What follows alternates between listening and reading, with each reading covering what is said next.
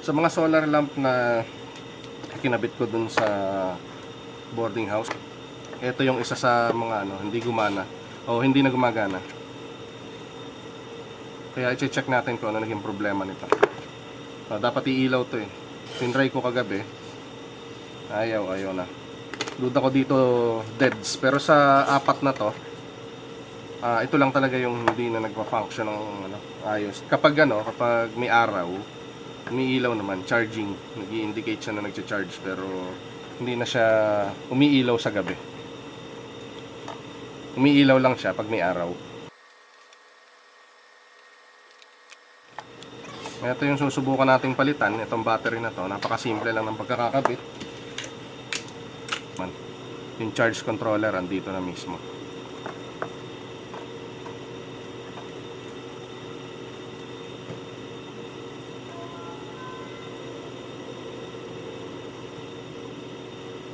Sobrang hina na lang ng voltahe.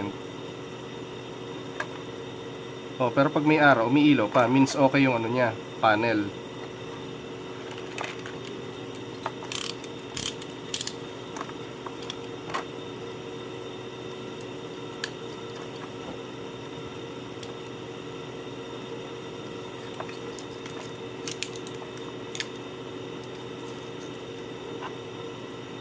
Medyo bloated siya.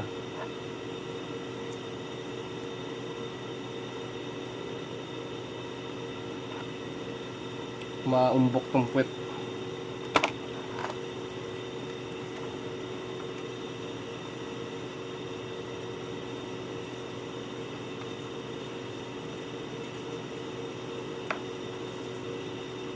Madali lang naman tanggalin yung niya, spot.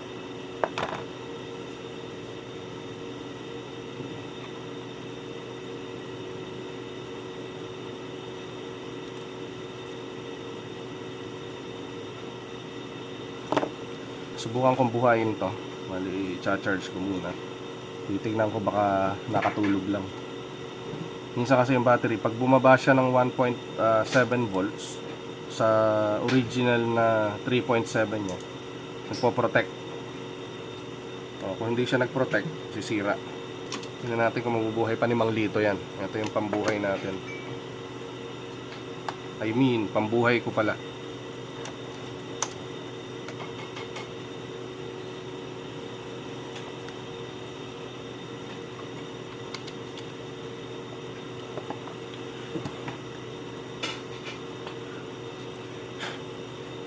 Wala na. Pag hindi mabuhay ni Mang Lito, yan, hindi na detect yung battery. Wala, ayaw. Pag hindi kaya ni Mang Lito, Mang X-Star.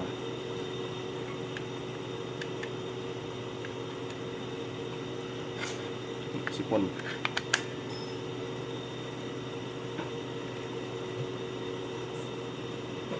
Wala, deads talaga. May isang pamaraan para mabuhay natin itong mga lithium ion na to, yung 18650. Eto, gamit ito. Sisikwatin natin yan. May yan may switch yan dito sa gitna eh. Yung parang protection switch niya. Tapos sisingaw, pakinggan natin. Huwag pala, baka bigla sumabog. Ganyan lang. Tingnan natin kung bubuhay pa. Yan, may mapapasokan kasi ng ng wire dito sa gitna. May vent yan. Dadalawa vent nito, hindi tatlo. Okay? Try natin yan kung may voltahe.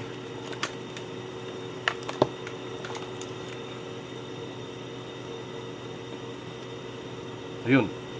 Nabuhay guys. Pero bumabagsak yung voltahe. Ayan, okay na. See? So, ibig sabihin, na-overcharge nga siya. Ibig sabihin, yung nito, yung charging control nito, yung controller nito, walang protection. At least na-discover ko na wala siyang protection. Hindi ko muna siya lalagyan ng nung controller na may battery protection. Ayan, nag-aano na siya, nabuhay siya.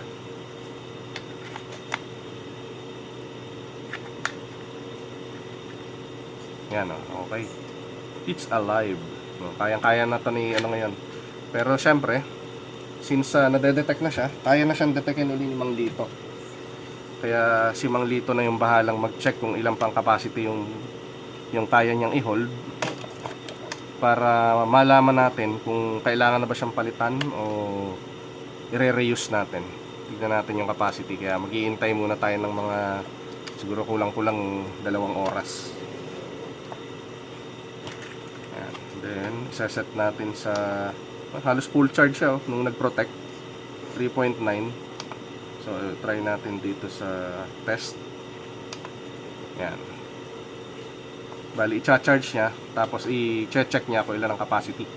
Maghihintay tayo mga 1 oras o mahigit. Ayan, bilis siya mag-charge.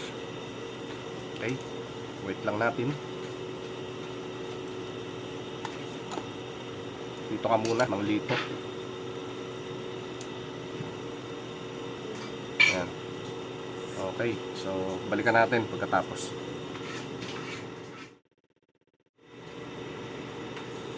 So ito na yung result. Wala na, deads na tong battery. Ayan o, 6 milliamperes na lang ang natira. Ibig sabihin ito, ayan o, nag-end na siya o. Basura na tong battery na to.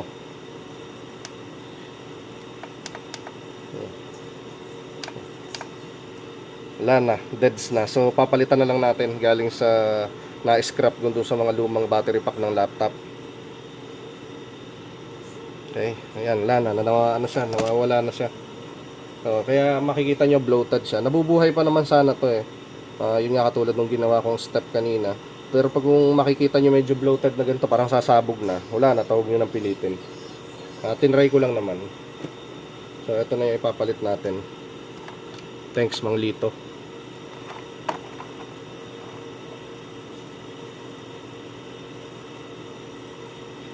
Hirap pinangin to.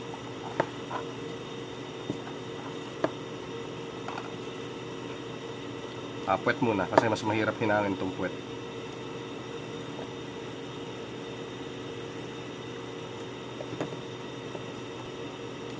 Yung ano nito, pag maghihinang kayo dito sa puwet ng mga lithium ion, kailangan liyahin nyo muna kasi ang hirap idikit nito. Kaya nga kailangan wala siyang coating.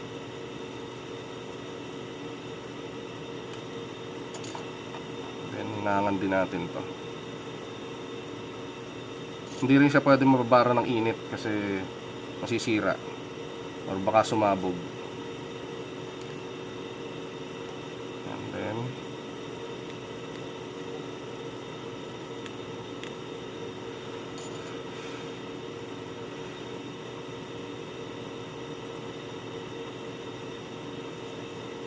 okay, next.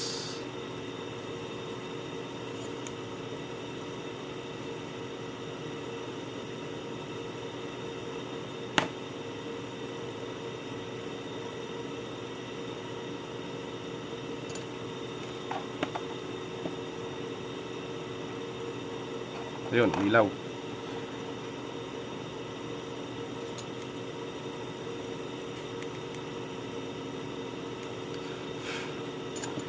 So, yan, okay na.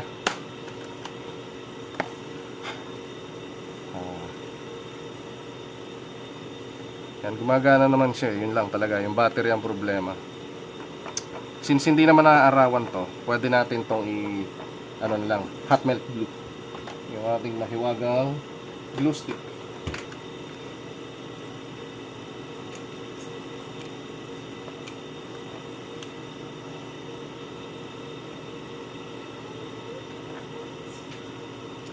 Yan, yung ating mahiwagang glue gun.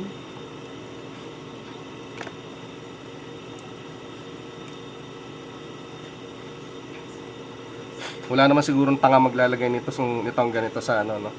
Sa outdoor. Kaya okay na yung glue gun.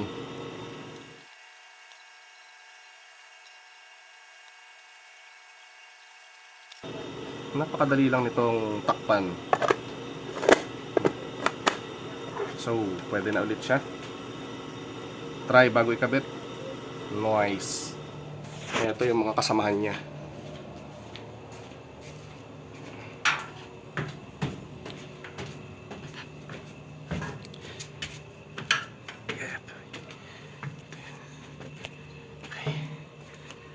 Dito siya. So yan. Full charge siya. Ganun lang mag-repair mga tol. Ng mga nagkakaproblema dito sa mga solar lamp na to. Okay. See you next time.